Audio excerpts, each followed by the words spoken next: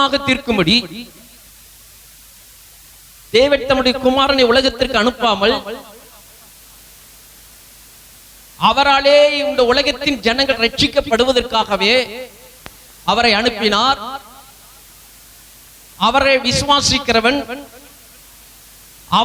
விசுவாசிக்கிறவன் ஆக்கினைக்குள்ளாக தீர்க்கப்படான். விசுவாசிக்கிறவன் ஆக்கினைக்குள்ளாக தீர்க்கப்படுவதில்லை. விசுவாசியாதவனோ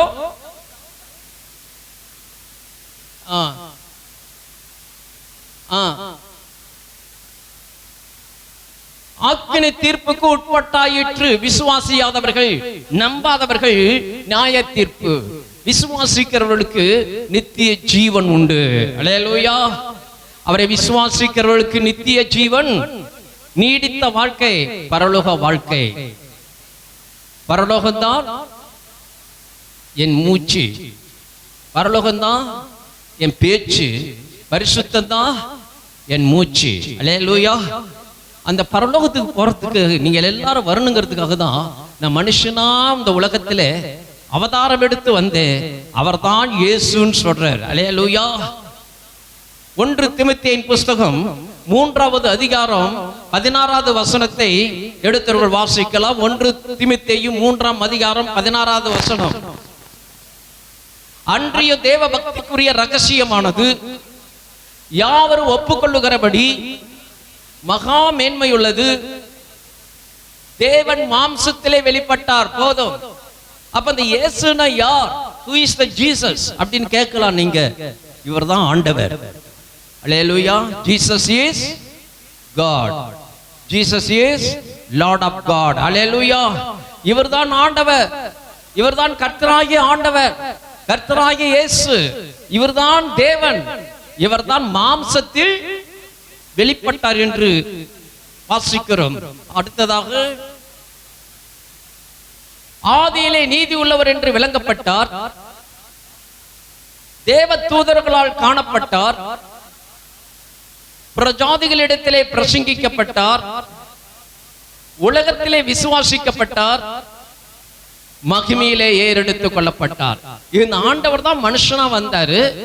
இந்த ஆண்டவர் தான் நீதியை பிரசங்கித்தார். இந்த ஆண்டவர் தான் பாவிகளுக்காக சிலுவையிலே ரத்தம் சிந்து மரித்து அடக்கம் பண்ணப்பட்டு 3வது நாளிலே உயிரோடு எழுந்தார். இந்த ஆண்டவர் பரலோகத்துக்கு எடுத்துக்கொள்ளப்பட்டார். ஒரு மேகம் அவரை எடுத்துக்கொண்டது. எப்படி போனாரோ அப்படியே திரும்ப வருவேன் என்று சொல்லியிருக்கிறார். அதனால அவரை நம்ப வேண்டும். அவரை நம்பாதவர்களுக்கு என்ன உண்டா? ஆக்கினை தீர்ப்பு உண்டு. அவன் கிரியைகளுக்கு தக்க பலனை நான் கொண்டு வருகிறேன் என்று வெளிப்படுத்தின விசேஷம் 22ஆம் அதிகாரம் 11வது வசனம் 12வது வசனத்திலே ஆண்டவருடைய வார்த்தையை நாம் பார்க்கிறோம். வெளிப்படுத்தின விசேஷம் 22:11. அநியாயம் செய்கிறவன் இன்னும் அநியாயம் செய்யட்டும், அசுத்தமாய் இருக்கிறவன் இன்னும் அசுத்தமாய் இருக்கட்டும், நீதி உள்ளவன் இன்னும் நீதியை செய்யட்டும், பரிசுத்தம் உள்ளவன் இன்னும் பரிசுத்தமாகட்டும். இதோ நான் சீக்கிரமாய் வருகிறேன்.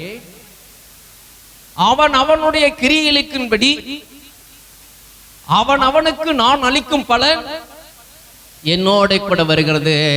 அல்லேலூயா. அவர் சீக்கிரமா வரன்னு சொல்லி இருக்கிறார். இதோ சீக்கிரமாய் வருகிறேன். அல்லேலூயா. எதுக்காக வர்றாரா? அவன் அவனுடைய கிரியைகளுக்கு தக்க பலனை நான் கொண்டுட்டு வரேங்கிறார். அதுக்கு தான் வர்றார். நம்ம விசுவாசிச்சோம்னா நமக்கு என்ன உண்டு? நித்திய ஜீவன் உண்டு, பரலோகம். விசுவாசிக்காதவர்களுக்கு என்ன உண்டு? ஆக்கினை தீர்ப்பு, நியாய தீர்ப்பு உண்டு. அப்ப இப்பொழுது அவர் வருகிறதோ நியாயாதிபதியாய் வரப்போகிறார். அல்லேலூயா. நம்மளை ரட்சித்து விட்டாரு. ரகசியமா நம்மளை எடுத்துட்டு போயிடுவார். Secret matter. ஆனால் அவர் வெளிப்படையா இந்த பூமிக்கு வரும்போது அவரை குத்தினவர்கள் அவரை காண்பார்கள். அவருக்கு விரோதமாய் பேசினவர்கள் நடுங்குவார்கள். அவருக்கு கீழ்ப்படியாதவர்கள், சுவிசேஷத்திற்கு கீழ்ப்படியாதவர்கள், அவருக்கு எதிர்த்து நின்றவர்கள், அவரை ஏற்றுக்கொள்ளாதவர்களுக்கு ஆண்டவர் தண்டனையை கொடுக்க வருகிறேன் என்று சொல்லுகிறார். அதனால அவர் எப்படி வராரோ? சீக்கிரமாய். சொல்லுங்க, சீக்கிரமாய் வருகிறார். அதனால அநியாயம் செய்கிறவன் அசுத்தமாய் இருக்கிறவன் இன்னும் அசுத்தமா இருக்க, பரிசுத்தம் உள்ளவன் பக்தி உள்ளவன் இன்னும் பக்தியிலே வளரட்டும், விசுவாசம் உள்ளவர்கள் இன்னும் விசுவாசத்திலே வளரட்டும், பாடுகிறவர்கள் இன்னும் நல்லா பாடட்டும், ஆராதிக்கிறவர்கள் இன்னும் நல்லா ஆராதிக்கட்டும், ஆண்டவரை குறித்து பிரசங்கிக்கிறவர்கள் இன்னும் நல்லா பிரசங்கம் பண்ணட்டும். அவருடைய சித்தத்தை நாம் செய்தால்தான் அவருடைய ராஜ்யத்துக்குள் பிரவேசிக்க முடியும். அவருடைய சித்தத்தை செய்யவில்லை என்றால் பரலோகத்திற்கு போக முடியாது. அல்லேலூயா. அவருடைய சித்தம் ஜெபிப்பது, அவருடைய சித்தம் அவரை பாடுவது, அவருடைய சித்தம் அவரை துதிப்பது, அவருடைய சித்தம் அவரை மகிமைப்படுத்துவது, அவருடைய சித்தம் அவருக்காய் பரிசுத்தமாய் வாழ்வது, அவருடைய சித்தம் அவருடைய சுவிசேஷத்தை அநேகருக்கு அறிவிப்பது. அவர்தான் ஆண்டவர், இயேசுதான் இரட்சகர் என்று எல்லாருக்கும் சொல்ல வேண்டியது அவருடைய சித்தம். அவர் சொல்லுகிறார், எப்பொழுது முடிவு வரும் என்று சீஷர்கள் கேட்டபோது ஆண்டவர் சீஷர்களுக்கு சொல்லுகிறார், ஜனத்துக்கு விரோதமாய் ஜனமும், ராஜ்யத்துக்கு விரோதமாய் ராஜ்யமும் எழும்பும், பஞ்சங்களும் கொள்ளை நோய்களும் பூமி அதிர்ச்சிகளும் பல இடங்களில் உண்டாகும். இவைகள் எல்லாம் வேதனைகளுக்கு ஆரம்பம், முடிவு உடனே வராது. யுத்தங்களின் செய்திகளையும் கேள்விப்படுவீர்கள், கலங்காதபடிக்கு எச்சரிக்கையாயிருங்கள். அது கீழே இருக்கிற வசனத்திலே பார்க்கும்போது ராஜ்யத்தின் சுவிசேஷம் எத்தனாவது வசனம்? 16. சத்தமா படிங்க.